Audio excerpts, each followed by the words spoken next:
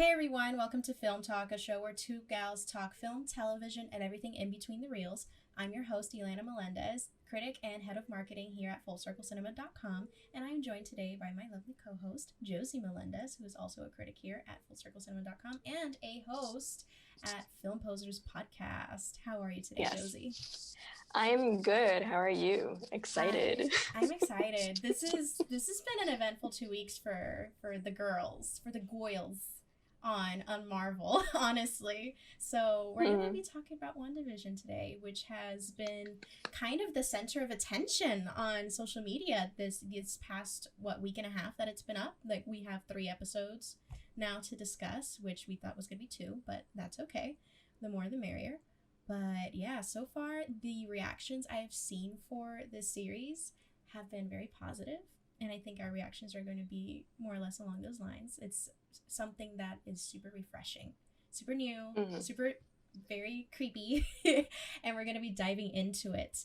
Shall we start with that first 2 episode special that kind of got us diving into this is Wanda's world and we're just living in it, essentially. Yeah. The best part of this show is that it's definitely bingeable. Oh, yeah. And the fact that it's being released once a week, a lot of people are calling a crime because it is so easy to just sit back and watch. And how dare they give us 2 episodes at first and then be like, okay, wait for the others. Yeah, like, you know, it's good. Honestly, it's so good. Like, it has us on the edge of our seats. Like, I enjoy the fact that we don't like just eat it up and binge it in just one night. Like, we have some time to enjoy it. But oh my god, they really have us at the edge of our seats here. It's terrible. It's terrible in the best way, honestly. Absolutely. Especially something we were discussing earlier is that this definitely gives me Coraline vibes in a sense, because I think it's pretty, like, within the first 2 episodes, I started getting the vibes that Wanda is able to manipulate this other reality. But at one moment, for me, some people are calling it an alternate reality. For me, it felt like this bubble that she's just enclosed herself in, because Vision, if you've seen the other films, Vision is dead. So I feel like she's coping with that loss, and this is just a physical extension of her grief. It's kind of like, what was it, Barf, but literally alter reality. Yeah. Like, Tony Stark had his glasses, but she raises him a pocket dimension or whatever it may be. It could I think it's a real town. She's just manipulated reality in it, but I don't know if it's like something completely out of space and time, perhaps. We'll see how the science behind it gets explained. But it definitely feels on purpose. I don't, like, if she did pick this town, I don't feel like it was by chance. Everything definitely has a reason behind it, and finding out what is happening is the best part of this show. Honestly, like, you know, I really want to see how she just kind of disappeared. No one's really kind of looking for her except for what we saw at the end of, by the way, spoilers. Like, if you haven't seen these episodes, spoilers. If you want to read spoiler-free reviews, I will be linking them down below. Our critics, James Preston Poole and Ernesto Valenzuela, have been writing and covering the WandaVision episodes early Friday morning. Like, the dedication is 100% there, and they're excellent writers. So if you want to get a taste of what's in WandaVision, if you're not already on the hype train, then go check those out. But at the end of the last episode on Friday, episode 3, we actually finally saw outside of Wanda's bubble. And so finally we're getting to see the organization SWORD, which is kind of the next step after S.H.I.E.L.D., sort of. And I think by next episode, we're going to be seeing the world expanding more and more. And it's going to be really interesting because it's going to affect a lot. This is going to be really setting the grounds for the rest of the phase 4 of the MCU. So I'm very excited. Yes. Very the creativity behind the show, especially how the aspect ratio changed when we went from Wanda's world to the outside world with SWORD and Monica Rambeau. And the fact that she keeps going in and out of that world is very interesting. I hope we get to see that. Mm-hmm. Also, just sideline, the creativity behind the promotional art is also really nice. Oh, the marketing for this series honestly was on point. Whoever's on that marketing team, call me. I would love to learn what the process was for all of this, because it's just it's fresh, it's creative, it's new, and it really had people, I'd like to think, really really hyped for WandaVision even after so many delays. And I think that's part of a successful marketing campaign for a series. So I'm really glad Disney Plus is giving this all the love that it deserves, because you watch the episodes and you can clearly see how much work and thought went into this. Like, there is so much attention to even the most minute detail, which is what we're going to be discussing a little bit later, where we're just going to put our tinfoil The devil's in hats the on. details. The devil's in the details, y'all. And we're going to put our tinfoil hats on with our conspiracy theories about the show, because I love that there's anything goes, anything can be possible, and it doesn't feel ludicrous. Yeah, it's entirely a new world, and not just speaking upon WandaVision itself. It's the whole landscape of Marvel moving forward. We're getting a new insight into what will be, and just there are so many possibilities. There are so many ways this could go, especially now that we're dealing with alternate realities and altering that reality as well. Yeah, I'm really excited to see how this will dive into and transition into the story for Doctor Strange, Madness of the Multiverse. Madness of the Multiverse?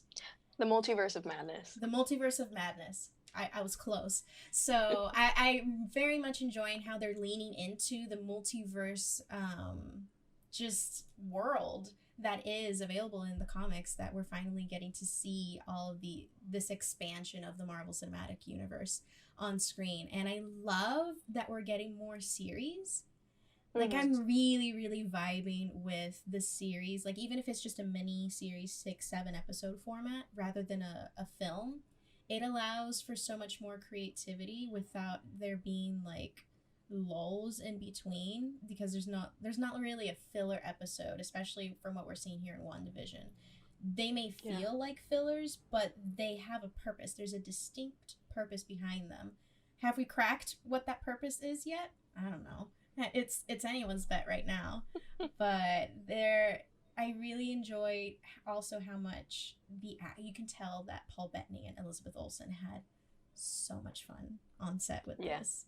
Like, they were honestly done so dirty in the movies with their dialogue. Like, they are such good actors. They have charisma pouring out of them. They're really, really enjoying their roles. And honestly, even without the main plot being dazzled in, just kind of sprinkled in there a little bit, it's really entertaining. I think the sitcom parody vibe of everything is really funny. Like, they actually do have jokes that land. And especially in the Bewitched episode, I thought that was hilarious. I was thoroughly entertained. No worries. I just really love this. Definitely showcases their range and how easy it is for them to adapt to different landscapes, because we are going through the decades. So we've seen this, the 50s, the 60s, the 70s, and with each time it flows naturally. There's just no other way to put it, because you believe that we are in these moments, and not only their acting, but also the wardrobe, the devil's in the details, the way that the commercials look like they're from that time. Everything, you can tell that they probably went so hard on research, and just being able to pay homage so respectfully to American television. Yeah, that is just such a beautiful detail in the series, aside from the main story, which is going to be a whole other subject. I think this is just so nice to just it's a throwback that's respectful. Like, it doesn't, it parodies elements, of course, but it's never saying that these sitcoms were ever, trash or anything. Like, this is, television history, and they're paying homage to it. And they even filmed if I'm not mistaken, like the I Love Lucy inspired episode, which was episode 1.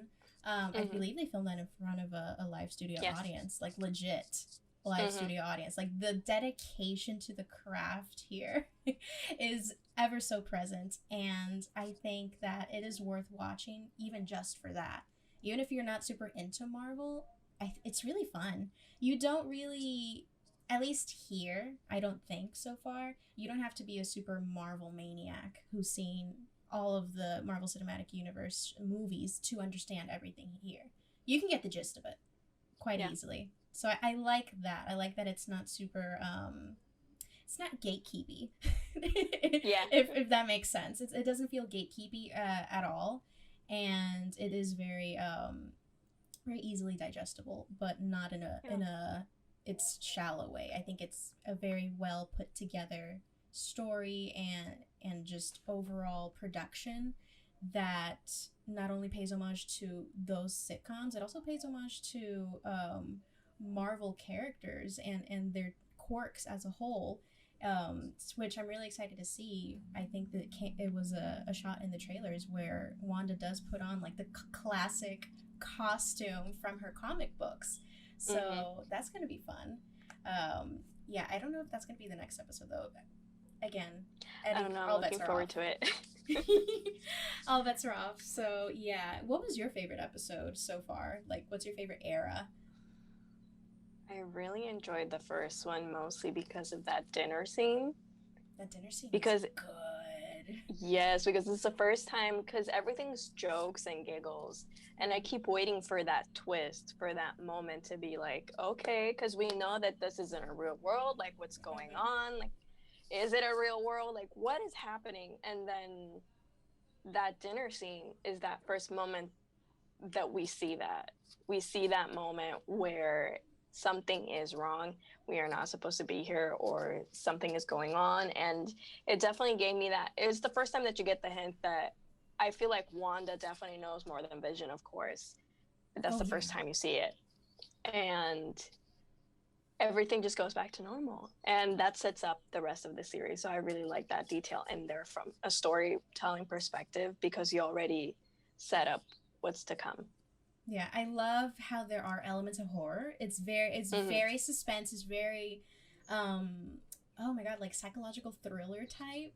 You know, I can't think of an example right now, but it's just those moments where it like you said, it's very Coraline. It's very, it's all, fun and games until something happens, until the creepypasta sets in, essentially. And I personally think there's like a lot of different takes and theories, and anybody could be right, quite honestly. I'm not, for or against any particular theory, because I think they're all just as valid given the details and clues we've been given. For example, the devil's in the details. Not only, like, first of all, the first big red flag is Catherine Hahn's character. She's great, first of all. I think she's hysterical. And she is very much leaning into the very, very quirky, way too in your face, too nice sort of a character who will probably stab you in the back when given the chance. Yeah. Like, she's the psychopath levels.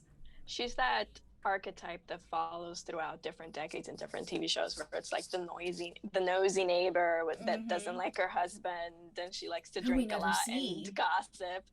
Yes, we never see. The devil's in the details. Yeah, she's always talking crap about her husband. We never see her husband, and the way that she interacts with all the other characters, like everyone else in this Westview town, is very particular.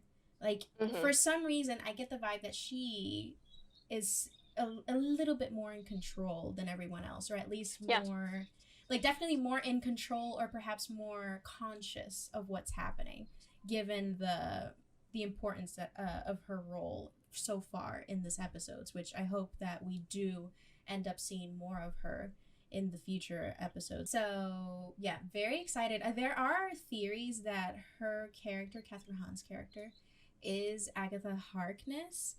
I 100% could be, or she could be another sword agent, though I don't know if they would repeat that given Monica Rambeau's character is from what was established in the third episode. No. She was already a sword agent, so I don't know if they would repeat that. So definitely, Catherine Hahn's character is definitely something. Yeah. She's something. Maybe she's definitely she's definitely involved, but I feel like it's the opposite. Like I feel like she's a foil to Monica Rambeau. Monica Rambeau wants to get Wanda out, while Agatha probably wants her to stay in there. You think she wants her to stay in there? Because she kind of, at least in the or last something episode, along those lines. She was. Remember when she was with Herb? That was very creepy with the Herb thing, just like chainsawing the cement wall. That was normal. I like how Vision of all characters is the one guy in the whole series that's like, something's awry. Something feels a little off. But of course the robot is the one that's like, there's some. Yeah, I think there's something a little off about her. He was very much Zuko here. Yeah. I think she's slipping. That's him. Like, Wanda right now is low-key Azula, just like she's able to cover it up just a little bit better with the facade of this alternate reality. Like, She's slipping. She seems a little off. But speaking of Vision, do you think that he will stay alive, or he's just temporary, like a temporary figment or creation of Wanda's imagination in her reality? So, I was reading that anything that Wanda... Yes, because Wanda is essentially... Some people have been calling her like a god in this world. Anything that she makes goes. And when Monica Rambeau comes back, you see that some things that have affected her within that alternate reality come back with her. So it's possible that, like, for example, the twins and maybe even Vision, if they want to, can come back into the reality with Wanda if she wants to. That's true. Yeah, because Geraldine stayed in those 70s clothes. Like, everything that was altered about her stayed. Like, she kept all of that. So clearly what she is altering in that reality is tangible. Like, it's not just not even, I don't want to say hologram, but it's not just, a facade. Like, it's something that is tangibly being changed, which also leads me to believe that this could be her own little bubble of not necessarily a pocket dimension, but just her own bubble within the same reality, but that she's just altering, but she's still on the same plane of existence, if that makes sense. Like, I don't think she's somewhere else in the universe entirely. I think they're still in that town, and she's just changing the look of things. Like, she's just like alchemy. Like, it's alchemy, but a whole freaking town. So that definitely goes back to my theory that this is like a manifestation of her grief or something in some form. Because, again, she went through a great loss, and then we jumped from one thing to another, and the middle is missing. So going into logic, I definitely feel like she's trying to cope with something, because every time that someone comes to pop that bubble, she immediately goes, no, and wipes it clean. Yeah, this definitely feels like a trauma response. 100%. And I really like how they represent how people, regular human beings, some people deal with severe trauma. Like, the brain literally tries to protect itself from that trauma that it's endured. So she is representing just like externalizing that response that the brain makes to try and deny. Like, she is able to literally alter her reality in order to protect herself on the inside. Because every time, since episode 1, every time her past is brought up, her heritage, the fact that she's Sokovian, and the way that she grew up, that Stark Industries toaster commercial was super dark. I don't know if y'all noticed, but yeah, that Stark toaster was kind of a representation of the Stark missiles that killed her parents. And like the ones that didn't go off, that she stared at for 3 days or 4 days with her brother. So yeah, and I really love that even in the last episode, she hasn't really in the Marvel Cinematic Universe, they haven't really shown her process her twin brother dying. She just kind of blocked that. Like, that just didn't happen. Like, it happened, and then she just dealt with it. You know? Like, that was Wanda, in particular in Civil War. Like, so in Civil War, she was just kind of there, trying to control her powers and all this and that. But I really enjoyed how just at the mention of Pietro, she just kind of was brought back. And she did have that moment of reconciling, I think, with that. Because then she thought of herself as a twin with fondness. Like, hey, I'm a twin. Like, as if she remembered that, hey, I am a twin, and I did have a brother. And she was almost trying to make peace with it until she was reminded of how he died, and then was reminded of Ultron. You know, why do you know that name? Why did you say that name?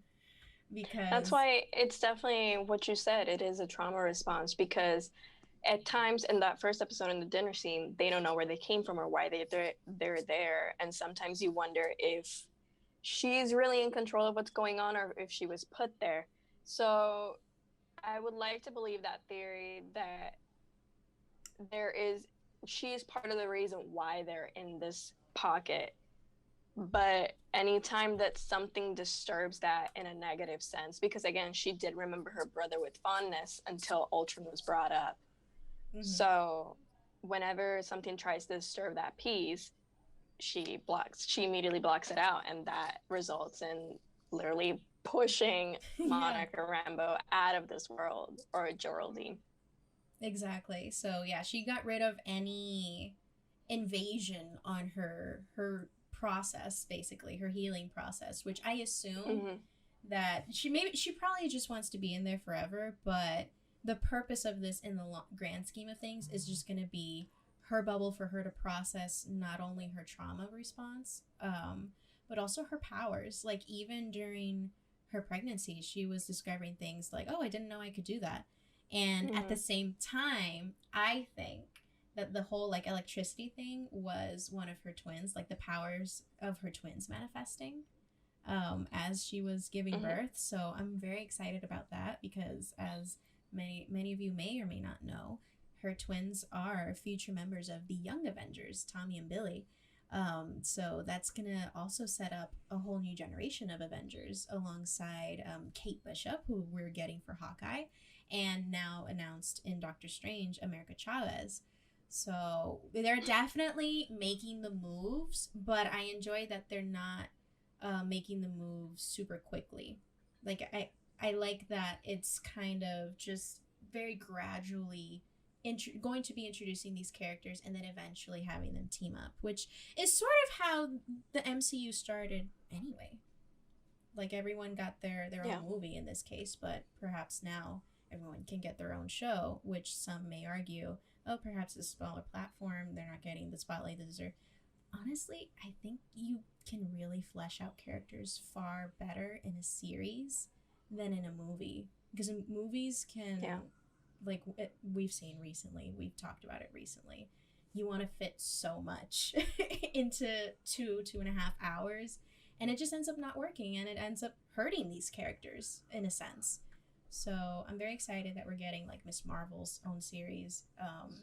America Chavez is getting her introduction, sort of, in Doctor Strange. We're getting Kate Bishop in Hawkeye, and now I don't know if WandaVision's going to get a second season.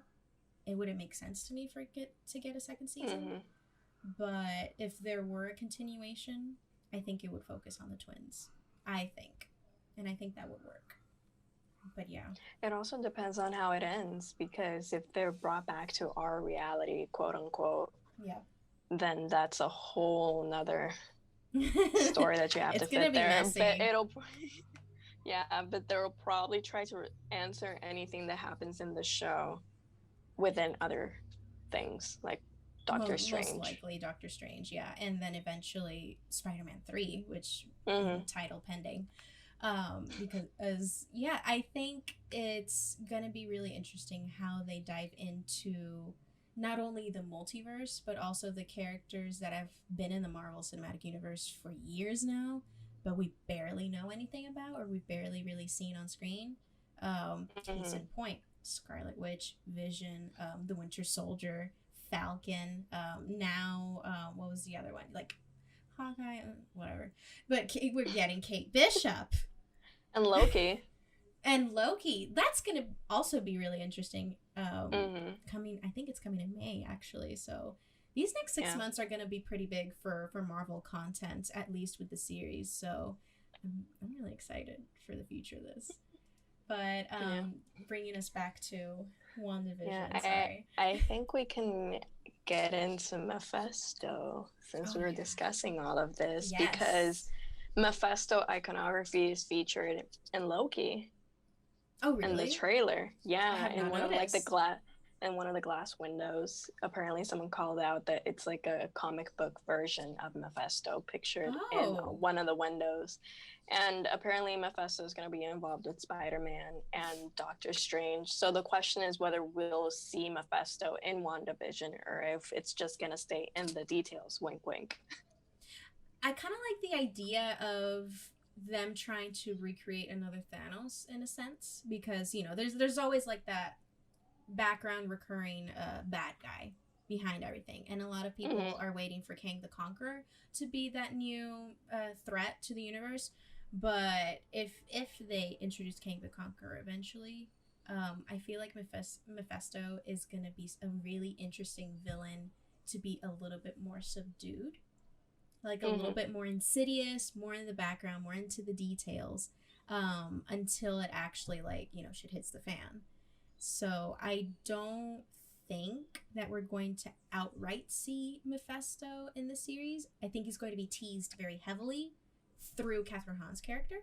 Yeah, that's what I was going to say. I think that's why, like, maybe she doesn't want Wanda to stay there explicitly, but I feel like she's afraid of something, and she just doesn't want to get in any bad graces with anybody. Exactly. Like, she's definitely trying to avoid conflict in a sense, whilst also trying to get things to progress. Like, that's why she's also really nosy, like with Wanda, and very much on her case. So that also leads me to believe the whole "who's doing this to you, Wanda?" I think that's Sword thinking that someone's doing this particularly to her, but I think this is of Wanda's making, but something else has just kind of taken advantage of this little trauma response that Wanda's had with this alternate reality. I don't think they created this, but I think they're taking advantage of the opportunity that it has presented themselves to them. So yeah, definitely if someone's altering reality in a little pocket dimension, it's gonna attract some bad guys. Like, they're gonna want to take her powers for their own use.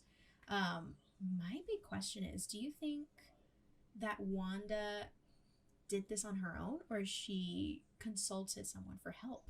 Because it's not like she could do this before that we know of. Yeah, I don't know, because grief is a mysterious thing, so it can manifest in many ways. I do know that there's a storyline where she did consult Mephisto and did like kind of like a deal with the devil. That's true, yeah. But some people also believe that that's not what's happening here, because it would be too simple, that it feels like they're doing something different, like maybe taking from that, but trying to build something grander, like something bigger. Definitely. That'll lead us into the multiverse of madness. So I do think someone is involved with her, but they're not working together. I feel like it's too. How you said, because she is in control of so many things, so clearly she's involved in some way, but I don't think she's doing it on purpose, if that makes sense.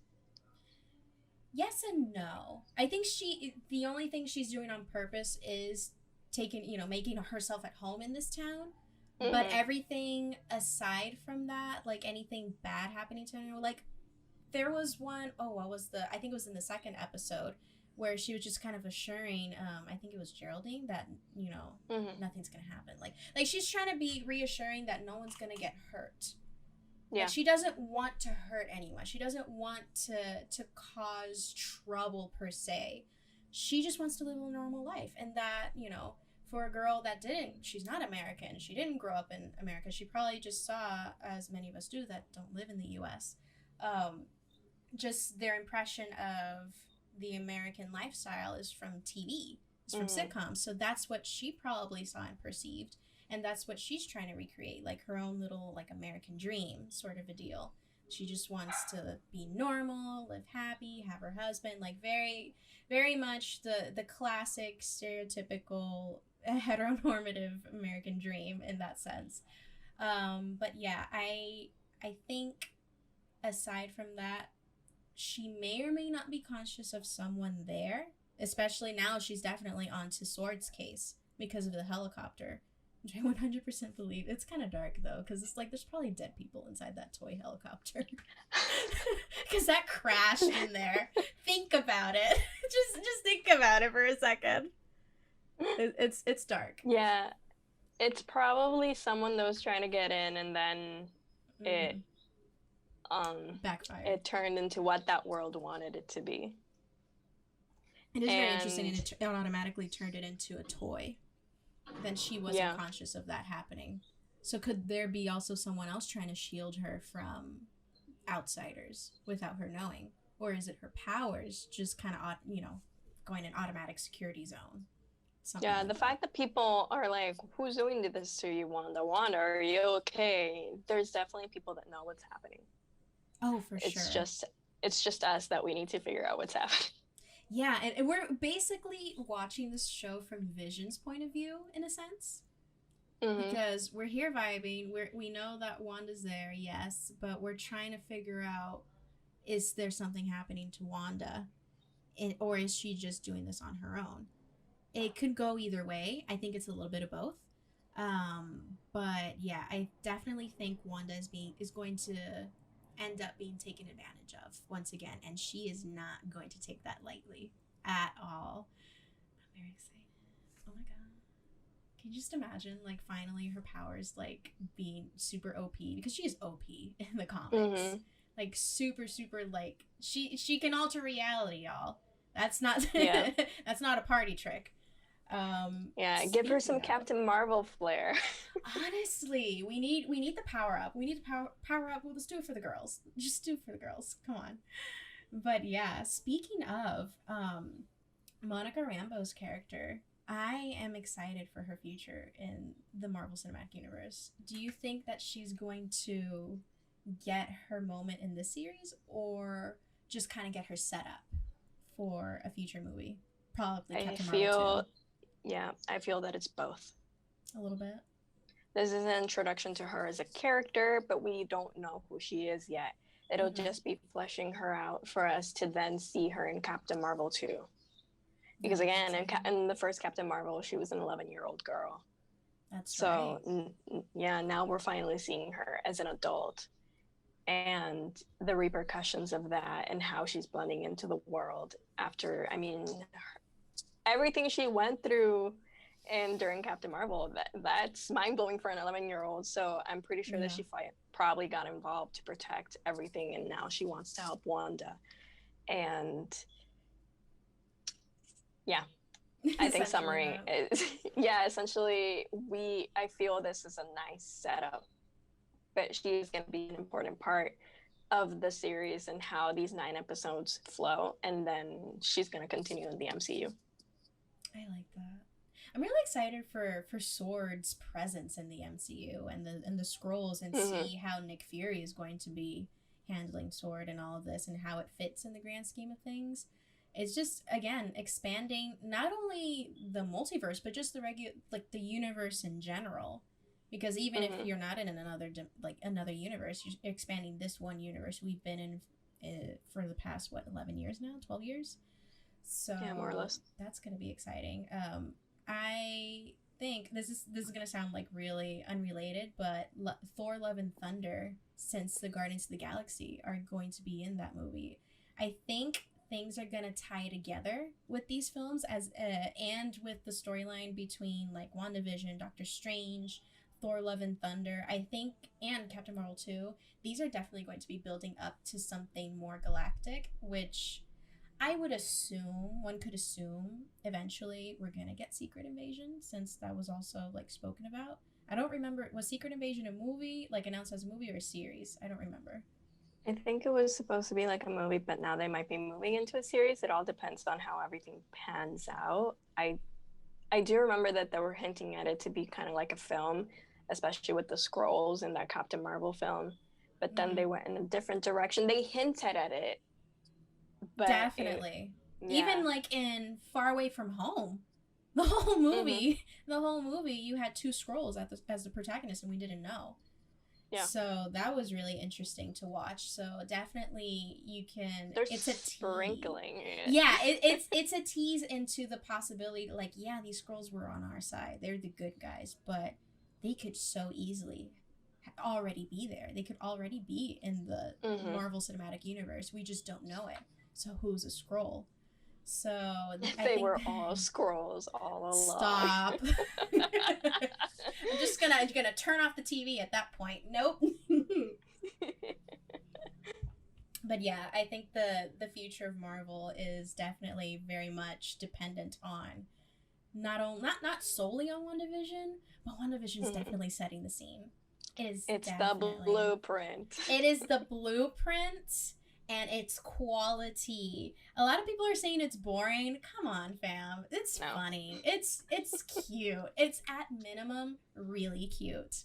Like I'm Mm-hmm. really enjoying it and I'm so excited for the action to pick up. Like I understand it's going to take a minute because if I'm not mistaken there are about 8 or 9 episodes maybe. 9. 9 episodes. So, yeah, we still have quite a ways to go. Mm-hmm. But I think we're going to get a little bit, like, as the episodes progress, given that each episode has kind of been, the runtime has been a little bit more than the last, if I'm not mistaken. Mm-hmm. Eventually, we're going to get to full 1 hour episodes, maybe. I hope. Yeah.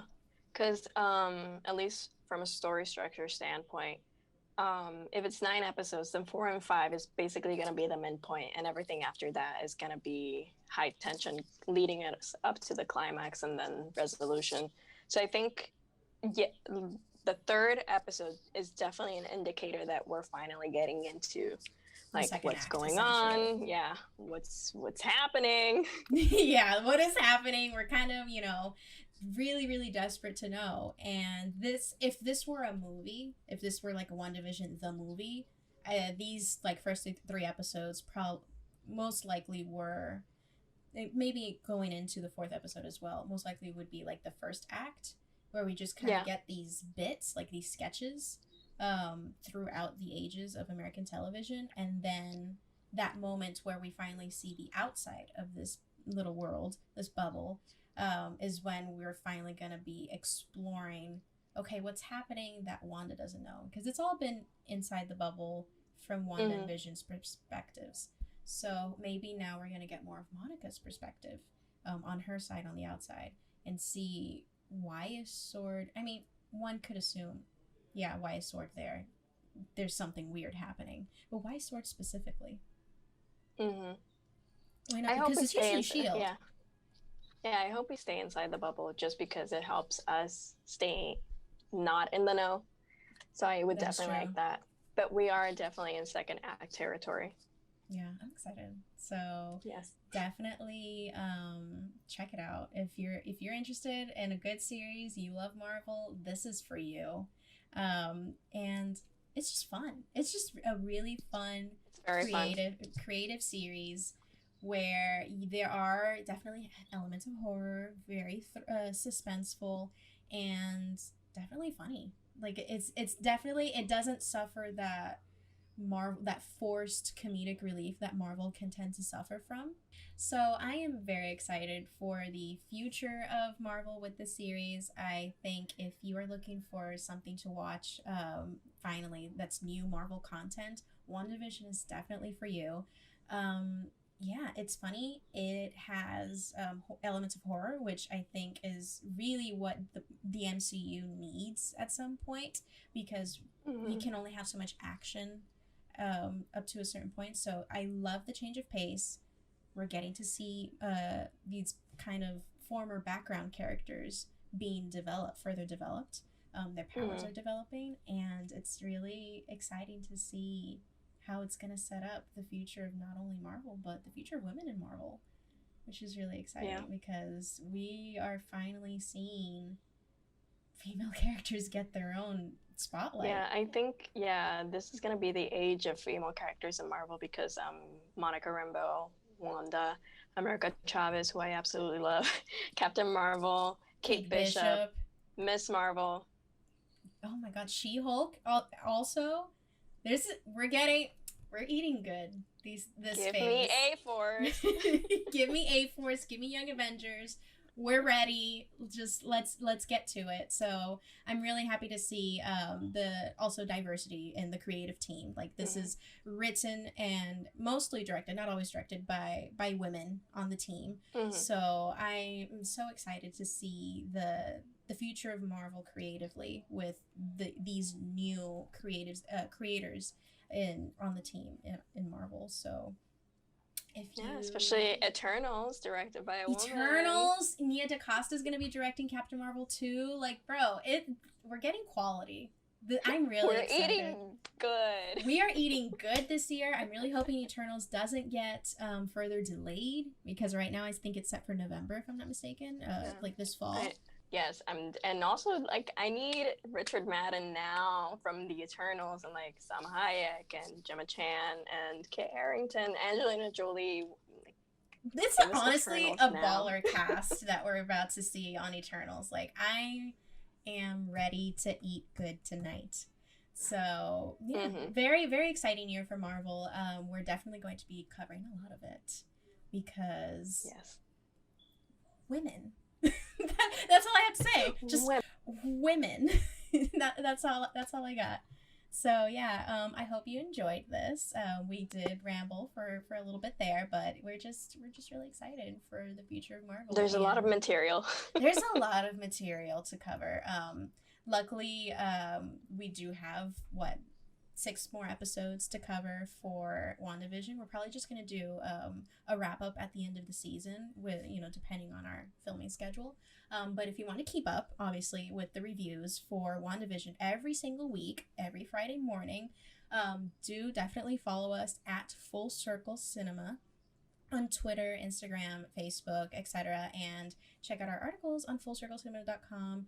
We are a news and entertainment websites that will keep you up to date on most things. Like we'll go from Marvel pop culture to art house. We really cover the spectrum here because we have range. Okay, y'all, we have range. So if you're into more indie art house films, we got you covered. Okay, and I'm biased. We have a wonderful team of critics who are definitely on the nose, on point with covering these things on time and in a great, refreshing way. So keep up every Friday, and we shall see you for the next episode. Where can they find you, Josie? You can find me at the Josie Marie on Twitter, Instagram, and Letterboxd, as well as you can find the Film Posers at Film Posers everywhere. Yes, she's a Letterboxd pro now, isn't she? Yes, I invested. She invested, y'all. So please make sure you follow her and make the investment worth it, okay? You can find me on Twitter and Instagram at Captain Melendez. I'm also at Captain Melendez pretty much anywhere. I don't use Letterboxd that often because I'm irresponsible. But on occasion, I let my thoughts known on Twitter about certain movies and series. Which right now, if you want to see my tweets on how bad the Chilling Adventures of Sabrina are, go follow me. It's pretty bad, but oh well. But yeah, I hope y'all enjoyed, and definitely make sure to subscribe and follow Full Circle Cinema everywhere. And see you next time. Bye. Bye.